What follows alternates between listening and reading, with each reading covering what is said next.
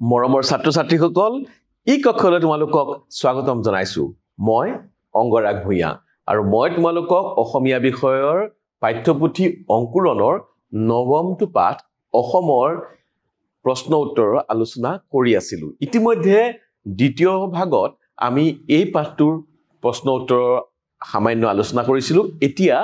যিখিনি বাকি ৰল সেইগিটা প্ৰশ্নৰ উত্তৰ আমি আলোচনা কৰিবলৈ আগবাঢ়িছো আহাচোন চাও আমি ইয়াত থকা প্ৰশ্ন বা ক্ৰিয়াকলাপ কি আছে 4 নম্বৰ প্ৰশ্নটো চোৱা ক অংশৰ বাকচত থকা শব্দকেইটাৰ অৰ্থ গ অংশৰ বাকচত আছে এতিয়া তাৰ পৰা উপযুক্ত অৰ্থ বিচাৰি খ অংশৰ বাকচত লিখা বুলি কৈছে অৰ্থাৎ আমাক কি কৈছে যে এইখিনি এটো ক অংশ ইয়াত থকা প্ৰশ্নৰ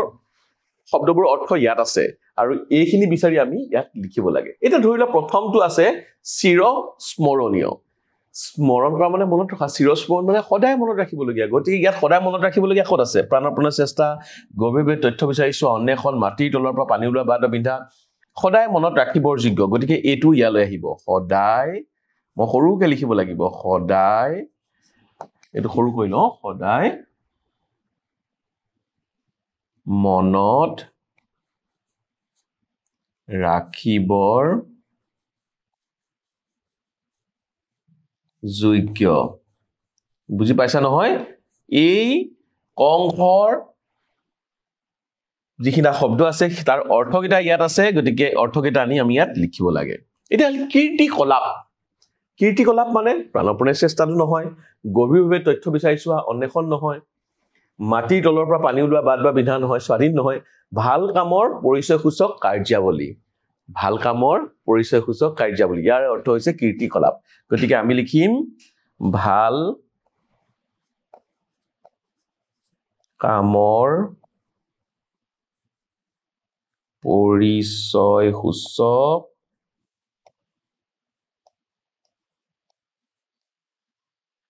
কাৰ্যাৱলী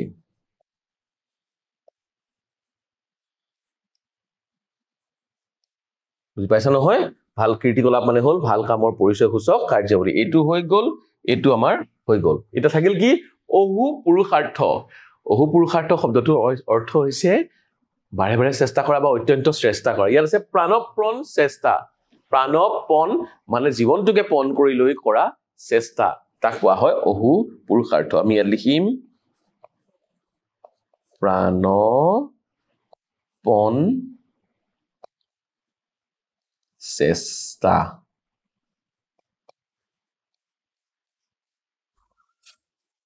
তাৰপিছত আমাৰ আহিল ইয়াৰ পিছৰ শব্দটো আছে অনুসন্ধান মানে বিচাৰি চোৱা নহয় জানো ইয়াত চোৱা গভীৰভাৱে তথ্য বিচাৰি চোৱা অন্বেষণ গভীৰভাৱে তথ্য বিচাৰি চোৱা অন্বেষণ হৈ গল এইটো আমি পাই গলো নহয় নে প্ৰাণপণ চেষ্টাটো হৈ গল এতিয়া বাকি থাকিল কি মাটিৰ তলৰ পৰা পানী ওলোৱা বাদ বা বিন্ধা আৰু স্বাধীন আৰু আনন্দ আৰু হৰ্ষ ইয়াৰ পৰা স্বতন্ত্ৰ শব্দটো আছে স্বতন্ত্ৰ মানেই হৈছে স্বতন্ত্ৰ স্বাধীন গতিকে আমি ইয়াত স্বাধীনটো লিখিব পাৰো স্বাধীন এটা থাকিল সন্তোষ মানে হৈছে আনন্দ বা হৰ্ষ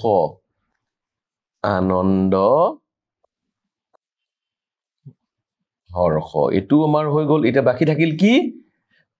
মাটিৰ তলৰ পৰা পানী ওলোৱা বাদ বা বিন্ধা আৰু ইয়াত আছে গতিকে আমি গম পালো মানে হৈছে মাটিৰ তলৰ পৰা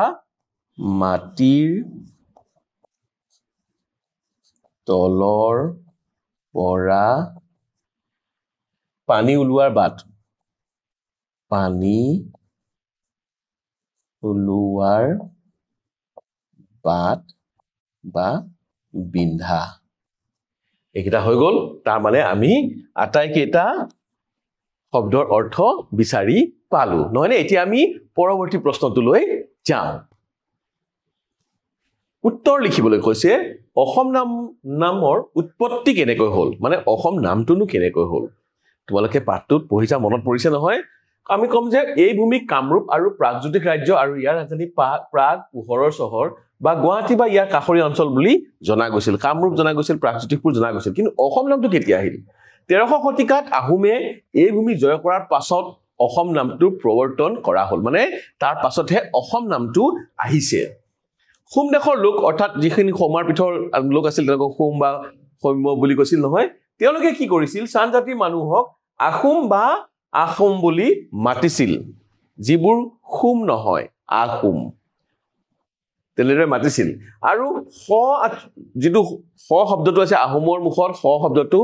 উচ্চাৰণটো হ হয় বহুত লোকৰে হয় হটো হ উচ্চাৰণ গতিকে আহোম বুলি কৈছিল তেওঁলোকে আহোমটো ক'লে আহোম আহোম কৈছিল তাৰপৰা ক'ল আহোম বা অহম হৈ গ'লগৈ আৰু কেনেদৰে যে হটো হ হ'ল সেয়া আমি সকলোৱে জানো আহোম বা অসম এইদৰে স্বানজাতীয় মানুহৰ মুখত উচ্চাৰিত হ'ল গতিকে কি ক'লে আহোম আহোম বা আহোম আছিল আহোম হৈ গ'ল আৰু আহোমসকলে যিখন ৰাজ্য শাসন কৰিছিল সেইখন আহোমৰ বা অসমৰ ৰাজ্য অসমৰ দেশ হৈ গ'ল এতিয়া আহোম বা আহোমসকলক যে পূৰ্বে আহোম বা অসম বোলা হৈছিল সেইটো পুৰণি পুথিবাজিৰ পৰা গম পোৱা যায় অৰ্থাৎ আহোমকে অসম বুলিও কৈছিল তেওঁলোকে অসম বুলি কৈছিল তাৰ পৰা অসম হ'লগৈ আৰু অসম জাতিয়ে এই দেশ অধিকাৰ অৰ্থাৎ অসম জাতি মানে আহোম জাতি এই দেশ অধিকাৰ কৰিলত বা দেশখন গোটেইখিনি সামৰি লোৱাৰ ফলত তেওঁলোকে শাসন কৰা গোটেই ঠাইখনক নাম দিয়া হ'ল অসম গতিকে অসমৰ নামটোৰ উৎপত্তি এনেদৰেই হৈছিল তোমালোকে এই প্ৰশ্নটোৰ উত্তৰ লিখিব পাৰিবা নহয় আৰু উত্তৰটো লিখাৰ লগতে এইখিনি কথা তোমালোকে জানি থোৱা উচিত যে আমাৰ ৰাজ্যখনৰ নাম অসমনো কেনেদৰে হ'ল এতিয়া পৰৱৰ্তী প্ৰশ্নটোলৈ যাওঁ বৰ্তমান অসমীয়া জাতিটো কেনেদৰে গঠিত হৈছে বৰ্তমান অসমীয়া জাতিটো আৰ্য অনাৰ্যৰ সংমিশ্ৰণত বিভিন্ন জাতি জনজাতিৰ মিলনৰ ফলত হৈছে আৰ্যৰ অনাৰ্য সংমিশ্ৰণত বিভিন্ন ধৰণৰ জাতি জনজাতি মিলিত হৈ অসমীয়া জাতিটো গঠিত হৈছে তোমালোকে প্ৰশ্নটোৰ উত্তৰ নিশ্চয় লিখিব পাৰিবা এতিয়া আহো পিছৰ প্ৰশ্নটো অসমীয়া জাতিক এটা আদৰ্শ জাতি ৰূপে গঢ়িবলৈ আমি কি কৰা উচিত আমিতো অসমীয়া আমি আমাৰ জাতিটো আদৰ্শ জাতি ৰূপে গঢ়িবলৈ আমি কি কৰা উচিত এই প্ৰশ্নটোৰ উত্তৰ চাওঁ প্ৰথমতে আমাৰ ভাষা আৰু সাহিত্যৰ আমি উন্নতি ঘটাব লাগিব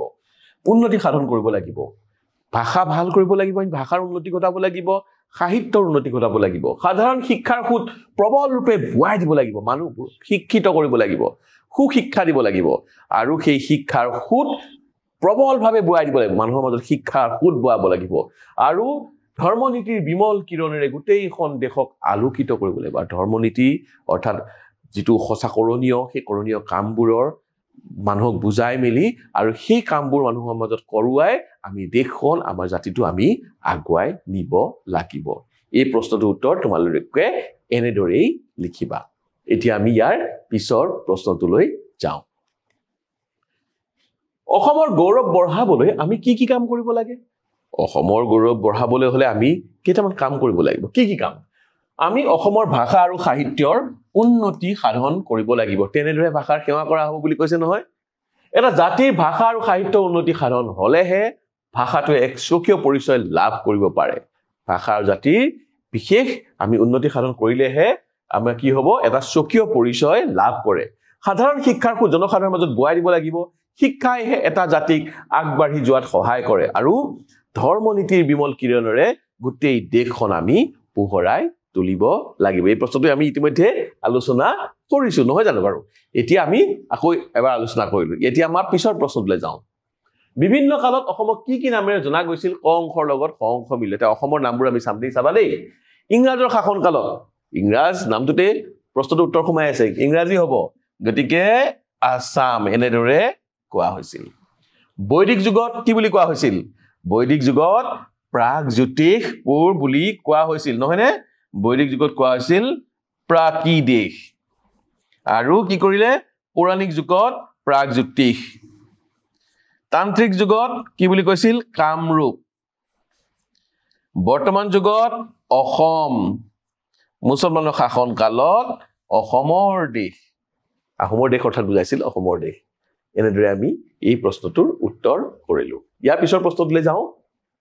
তলৰ কথা কেইখাৰী তাৎপৰ্য বহলাই লিখো আহা আগে নিজৰ ক্ষুদ্ৰ নিজৰ আগবৰ্ণৰ নিচিনা বেগৱৰ্তী কৰিব পাৰিলে নিজৰাই নিজে গৈ সাগৰৰ লগত মিলিব পাৰিব অৰ্থাৎ আমি যদি নিজকে ডাঙৰ কৰিব বিচাৰিছো আমাৰ ক্ষুদ্ৰ নিজৰক আমি প্ৰবল খুঁটেৰে আমি বুৱাই লৈ যাব লাগিব আমি নিজৰ শক্তিটো বৃদ্ধি কৰিব লাগিব এনেদৰে বৃদ্ধি কৰিব লাগিব যাতে সেই আমি ধৰিলা এটা সৰু নিজৰ সৰু এটা জুৰি সেই জুৰিটো আমি ইমান নিজকে বেগি কৰিব লাগিব ইমান শক্তিশালী কৰিব লাগিব আমি নদী হৈ সাগৰৰ বুকুত মিলি যাম অৰ্থাৎ আমি বিশাল হৈ পৰিম সাগৰখন যেনেদৰে বহুত ডাঙৰ আমি তেনেদৰে নিজকে ডাঙৰ কৰি পেলাব পাৰিম কৈছে যে এই কথাৰ অৰ্থ হ'ল প্ৰথমতে নিজৰ সৰু কামটোকে ডাঙৰ কামৰ নিচিনাকে আমি অত্যন্ত মনোযোগেৰে কৰিব লাগিব সেই সৰু কামটো এদিন ডাঙৰ কাম হৈ পৰিব আৰু আমি যদি সাধাৰণ কাম এটা সহজে হ'ব বুলি তাক এৰি নিদিয়াকৈ তাক আমি লাগিয়ে থাকো তাক ভালদৰে কৰো তেতিয়া কি হ'ব আমি সাধাৰণ কামটোকে ডাঙৰ কামৰ নিচিনাকৈ কষ্ট কৰি কৰো সেই অধিক ডাঙৰ কামৰ সমান হৈ পৰিব আমি ধৰি লোৱা সৰু এটা নিজৰা আমি নিজৰাটো সৰু সৰুকে বৈ থাকে কিন্তু সেই বৈ থকা কামটোকে যদি ভালদৰে কৰে তেতিয়া খুদ সেই নিজৰা খুদ বাঢ়ি যাব নিজৰা হৈ বৈ গ'ব নদী আৰু নদীখন যদি খুব ভালদৰে বৈ গৈ থাকে নদীখন যদি খুব বেছি বেগেৰে বৈ গৈ থাকে কি পৰিবগৈ সাগৰত অৰ্থাৎ সাগৰৰ দৰে ডাঙৰ হৈ পৰিব এই কথাষাৰ বুজাই পোৱাৰ কাৰণে এইখিনি কথা কৈছে অৰ্থাৎ আমি যদি নিজৰ কামখিনি যদি ভালদৰে কৰো নিজৰ শক্তি বঢ়াও নিজৰ উন্নতি সাধন কৰো তেনেহলে আমি বিশালৰ পৰা বিশালতৰ আমি হৈ যাব পাৰিম এটো জীৱনৰ সকলো ক্ষেত্ৰতে কেৱল এই প্ৰশ্নটোৰ উত্তৰ বুলিয়ে নহয় আমি নিজৰ জীৱনৰ সকলো ক্ষেত্ৰতে ইয়াক প্ৰয়োগ কৰিব পাৰো তোমালোকে নিশ্চয় লিখিব পাৰিবা এতিয়া পৰৱৰ্তী প্ৰশ্নটো চাও সৰুটি হৈহে সংসাৰত সৰকিব পাৰি ভেম আৰু আলাহেৰে উদ্গতি কৰিব নোৱাৰি যদি আমি উন্নতি কৰিবলগীয়া হয় আমি সৰু হৈহে যাব লাগিব এটা সামান্য যদি বিন্ধা আছে সেই বিন্ধাৰ মাজেৰে যদি যাব লাগে নিজকে সৰু কৰিব লাগিব তেতিয়াহে আমি সৰকি যাব পাৰিম কিন্তু নিজকে বহুত ডাঙৰ বুলি ভাবি থাকিলে আমি সৰু সৰু কাম কিছুমান কৰিব নোৱাৰিম আমি নিজকে যদি প্ৰথমতে সৰু হৈ আমি ডাঙৰলৈ লক্ষ্য কৰিব লাগিব ডাঙৰ হ'বলৈ আমি বিচাৰিব লাগিব কিন্তু আগতে আমি যদি নিজকে ডাঙৰ বুলি ভাবি নকৰাকৈ থাকো তেনেহলে আমি একো কাম কৰিব নোৱাৰিম সেইকাৰণে কৈছে আলাহেৰে উদ্গতি সাধন কৰিব নোৱাৰি এই সংসাৰখন অতি বিশাল ইয়াত বহুত ওখ চাপৰ খলা বমা আছে ইয়াত পাৰ হোৱা বা সৰকিব পৰাটো সহজ কথা নহয় অৰ্থাৎ সংসাৰত আগবাঢ়ি যাবলৈ হলে আমি নিজৰ মাজত থকা ভেম অহংকাৰ আদি সকলো ত্যাগ কৰি নিজকে অতি ক্ষুদ্ৰৰ ওপৰত প্ৰকাশ কৰিব লাগিব আমি যদি নিজকে বহুত ডাঙৰ বুলি ভেমত থাকো গৰ্বত থাকো গৌৰৱত থাকো তেতিয়া কি হ'ব আমি কিছুমান কাম কৰিবই নোৱাৰিম গতিকে আমি নিজকে ক্ষুদ্ৰ হিচাপে প্ৰকাশ কৰি আনৰ আগত ক্ষুদ্ৰ হিচাপে দেখুৱাই আমি সৰকি যাব লাগিব আমি কিছুমান কাম কৰিব লাগিব কৰি আমি ডাঙৰ হ'ব পাৰিম ভেম অহংকাৰ আদিক প্ৰাধান্য দিলে কোনেও সংসাৰত উন্নতি কৰিব নোৱাৰে বুজি পাইছা তেনেলোকক সকলোৰে অপ্ৰিয় হয় যিয়ে ভেম থাকে অহংকাৰ থাকে তেনেলোকক জানো মানুহে ভাল পায় তোমালোকে জানো ভাল পোৱা কোনেও ভাল নাপায় ভেম অহংকাৰ আদিবোৰে এজন মানুহক উন্নতি পথত আগুৱাই যোৱাত বাধা প্ৰদান কৰে তাৰ লগতে আলাহু আছে আলাহ মানে তোমালোকে যদি আলাহ শব্দটো নুকোৱা তেনেহলে জানি থৈ দিয়া আলাহ মানে এলাহ অৰ্থাৎ কিছুমান কাম যদি আমি পেলাই থৈ দিও কৰিবলৈ এলাহ লাগে তেতিয়াও আমি আগুৱাই যাব নোৱাৰো তেতিয়াও আমাৰ উন্নতি নহয় ভেম অহংকাৰ ত্যাগ কৰিব লাগিব এলাহক ত্যাগ কৰিব লাগিব তেতিয়াহে আমি ডাঙৰ ডাঙৰ কাম কৰিব পাৰিম এতিয়া আমাৰ পৰৱৰ্তী প্ৰশ্নলৈ যাওঁ ভাষা অধ্যয়ন ব্যৱহাৰিক ব্যাকৰণ অসম পাঠ্যপুথিৰ তলৰ শব্দবোৰ বিপৰীত অৰ্থ বুজোৱা শব্দবোৰ বাছি উলিয়াই লিখা এটা পৰাধীনৰ বিপৰীত শব্দ কি তোমালোকে বাৰু নাজানা নেকি বাৰু নিশ্চয় জানা পৰাধীনৰ বিপৰীত শব্দ কি হ'ব স্বাধীন অসন্তোষ অটো আঁতৰ কৰি দিয়া হৈ গ'ল উত্তৰটো সন্তোষ বিদেশ বিটো আঁতৰ কৰি দিয়া আমাৰ হৈ গ'ল দেশ অনুচিত এইটো হ'ব ন উচিতৰ পৰা অনুচিত হৈছে গতিকে আমি ইয়াত দেখিব লাগিব উচিত এইটো বিপৰীত শব্দ হৈছে উচিত নিৰানন্দ আনন্দ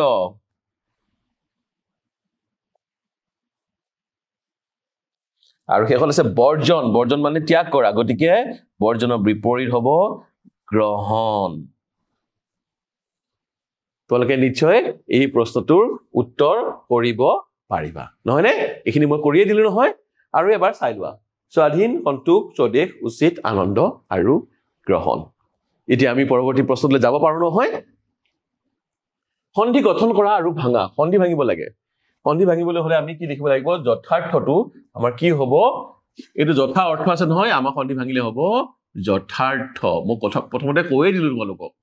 যথাৰ্থটো কি হ'ব বুলি যথা অৰ্থ আহিলে তোমালোকে গমে পাবা যথাৰ্থ ঠিক তেনেকে বিদ্যালয় এইটো সহজ এইটো কি হ'ব বিদ্যালয় বিদ্যালয় তাৰপিছত আছে উদ্গতি এটো হ'ব উদ্গতি এটো দৈৰ্ঘ হ'ব উদ্গতি হ'ব দেই উদ্গতি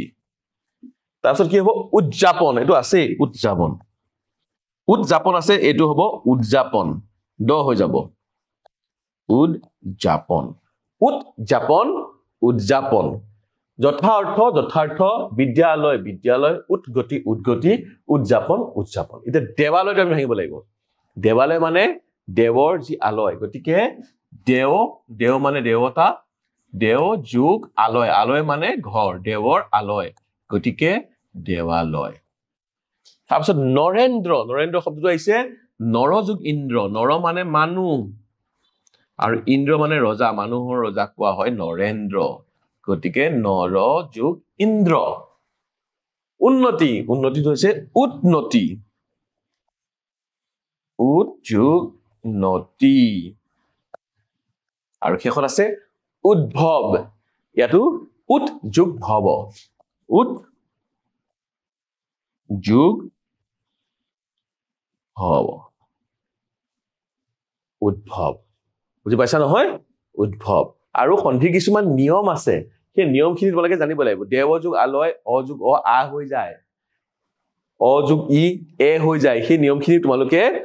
তোমালোকে ব্যাকৰণ কিতাপত পাবা সেইখিনি তোমালোকে চাবা কিন্তু পাঠটোত থকা সন্ধিখিনি এনেদৰে ভাঙিব লাগিব মই আকৌ এবাৰ দেখুৱাই দিছো চোৱা এয়া যথাৰ্থ বিদ্যালয় উদ্গতি উদযাপন দেৱ যোগ আলয় নৰ যোগ ইন্দ্ৰ উন যোগ নতি আৰু উদ্ভৱ উদ্যোগ ভৱ তোমালোকে এতিয়া নিশ্চয় এই সন্ধিকেইটা কৰিব পাৰিবা মৰমৰ ছাত্ৰ ছাত্ৰীসকল আমি আলোচনা কৰোতে আমাৰ এই পাঠটোৰ এই ভাগটো ইয়াতেই শেষ হৈছে পিছে কিছুমান প্ৰশ্ন উত্তৰ এতিয়াও কৰিবলৈ বাকি আছে সেইখিনি আমি পৰৱৰ্তী ভাগত কৰিম তেতিয়ালৈকে তোমালোকে বিদায় দিয়া ধন্যবাদ